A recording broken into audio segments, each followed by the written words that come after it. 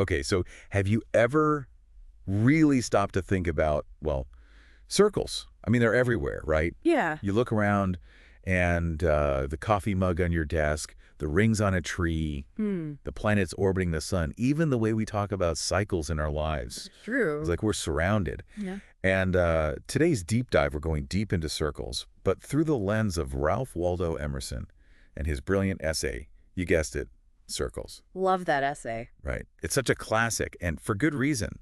Emerson had a way of taking something so, I don't know, seemingly simple, like a circle, and using it to explore these really complex ideas about change and growth. And he was a master of that, finding the profound in the everyday. Totally. And we're not just talking of circles in the abstract here. We're going right to the source, exploring excerpts, and really digging into his words. Now, I know when some people hear Emerson or transcendentalism, they might think, well, that's a little heavy.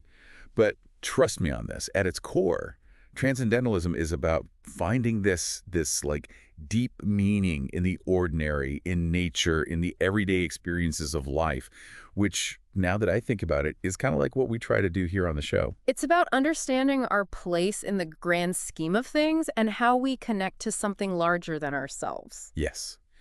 And one of the first big ideas Emerson tackles in Circles is this idea of knowledge always expanding, like always pushing outward. He even says, and this is a good one, our life is an apprenticeship to the truth that around every circle another can be drawn.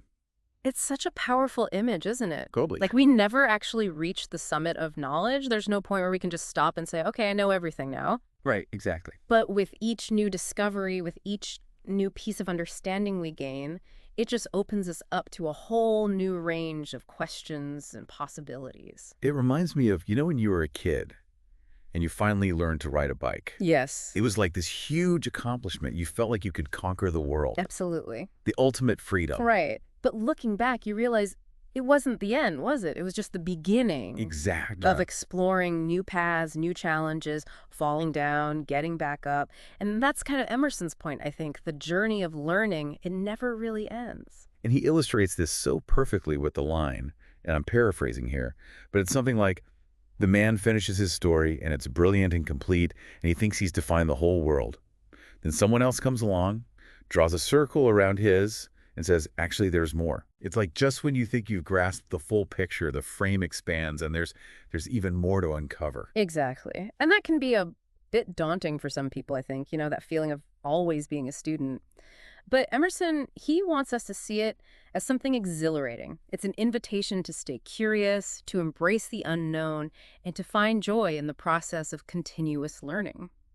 So then, how does this idea of ever-expanding circles, how does it actually play out in our everyday lives? Well, Emerson, he didn't shy away from some, let's say, pretty big, even maybe uncomfortable truths, like the idea that the only constant, well, it's change itself. He even says, and I love this one, permanence is but a word of degrees. And to really grasp the weight of that statement, I think it helps to remember the world that Emerson was living in. Yeah, good point. He witnessed this incredible period of technological and societal shifts in his time. He really did.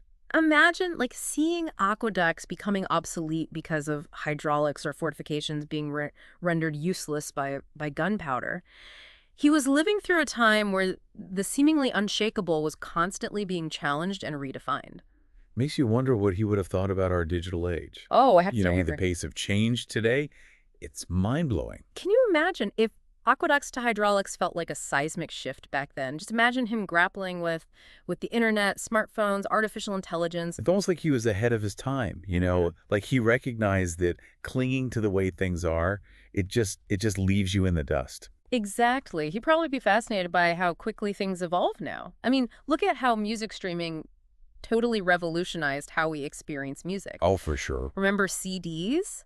Oh, yeah. We thought those were it, the way to listen to music forever. They felt permanent in a way, but then streaming came along and poof. Gone. Another circle, right, just like that. Yeah, it's wild to think about how fast things change. Yeah. But it's not just the external stuff, is it? Yeah. Emerson, he also talks about these circles we find within ourselves, and this is where things get, I think, even more interesting. Oh, absolutely. This is where that famous Emerson line comes in, the key to every man is his thought. Yes. He's really highlighting the power of our own minds to shape our reality. Our thoughts aren't just these, fleeting things. They have real world consequences, They're drawing those circles in our lives, whether we realize it or not. It's like that old saying, whether you think you can or you think you can't, you're right. Our thoughts can really become self-fulfilling prophecies. Exactly. I mean, think about it. Emerson uses the example of someone who's totally fixated on, like, paying off their debts, right? They become so focused on that one circle, that financial obligation, that they might forget about other quote-unquote debts, like debts to their loved ones or debts to their community or even to their own creativity. Wow, that's a really good point. I've definitely been there, like so caught up in a goal that I forget to, nurture other important areas of my life. It's like you get tunnel vision. Right. And that's where I think this idea of finding the circles within ourselves really comes into play. It's about recognizing those limiting beliefs we have, those thought patterns that keep us, I don't know, trapped in smaller circles than we're capable of inhabiting. So how do we actually do that? How do we break free from those limitations? Yeah. Those ones we often put on ourselves and step into that bigger potential that Emerson's talking about. Well, I think for Emerson, recognizing those limitations, becoming aware of them, is a huge first step. Okay, yeah. He talks about, how we can feel so brilliant and capable one day, and then the next, we're doubting ourselves, our abilities, everything. Yes. He even says, and I love this line, I am God in nature. I am a weed by the wall. He's showing us that we all experience these fluctuations, these internal contradictions, and that's okay. It's human. It's so true. Those imposter syndrome moments. So real. Exactly. But instead of, letting those moments of self-doubt paralyze us, Emerson, he wants us to see them as part of the process. Okay. It's that constant tension, right, between what we know and what we're still discovering, between the familiar and the unknown. That's what pushes us to grow. So it's like those moments of discomfort of being challenged. Those are actually the seeds of our greatest growth. Precisely. And sometimes, that means letting go of what's comfortable, what's familiar, to embrace something new, something maybe a little bit scary. Yep, true. It's about having the courage to draw that new circle, even if we don't know exactly what we'll find on the other side. It's like taking a leap of faith, trusting that even if you stumble, which, let's be real, you probably will, you'll land somewhere new, somewhere that allows you to expand even further. And, it's important to remember, Emerson, he didn't just preach this stuff, he lived it. He walked away from a promising, stable career as a pastor because it no longer fit the circle he felt himself growing into. Talk about a leap of faith. Wow. That takes guts. But it also, I don't know, it kind of speaks to this idea that sometimes the most profound growth, it comes from having the courage to say no to the things that no longer serve us, even if it means, stepping off that well-worn path. Absolutely. And that's where the real magic happens, in those moments when we, as Emerson says, make a new road toward those new and better goals. But that takes a certain level of, I don't know, enthusiasm, wouldn't you say? Emerson would definitely agree with you there. He truly believed that nothing great was ever achieved without enthusiasm.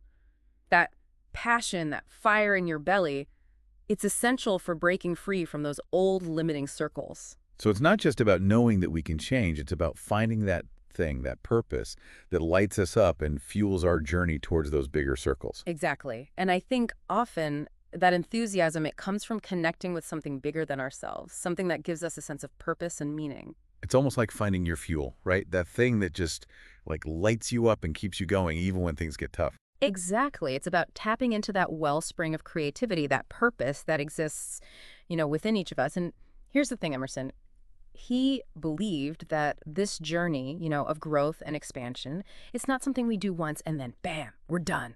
It's ongoing, He reminds us that life is a series of surprises, and I think he's onto something there. Yeah, and some of those surprises, those detours, those unexpected turns in the road, they can really like shake us out of our routines, make us see things in a whole new light, which can be, well, I don't know, kind of terrifying, but yeah, and also exciting. Right. And that's where the real growth happens, I think. In those moments when we're forced to adapt, to reevaluate what we thought we knew. Emerson says something like, let me see if I can find the exact quote. Ah, yes, here it is. He says, every ultimate fact is only the first of a new series. Right. So it's like he's saying, look, there's no finish line. There's just this continuous unfolding of possibilities. It's almost like every time we reach what we think is the edge of, I don't know, our understanding or our comfort zone, we realize, wait, it's not an edge at all. It's just the beginning of a whole new map. Yes, exactly. And that can be both exhilarating and, as you said, a little daunting, right? Totally. But Emerson, he'd want us to embrace it, to Yeah. find the joy in the journey itself rather than, fixating on a specific destination.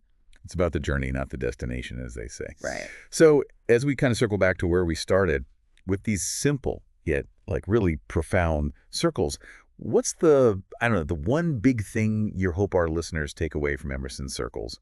If they only remember one thing, what's the one thing? Ooh, that's a good question.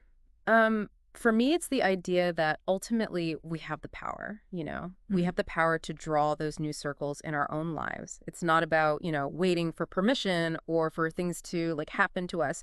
It's about recognizing that, you know what? We are the artists of our own experience. Oh, I love that.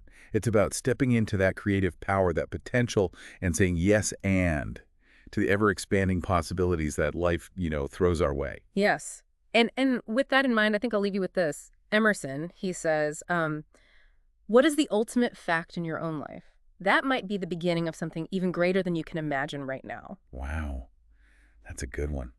A powerful question to, sit with for a while. It really is. And if you're feeling inspired to, I don't know, dive a little deeper into Emerson's wisdom, we highly encourage you to check out his full essay, Circles.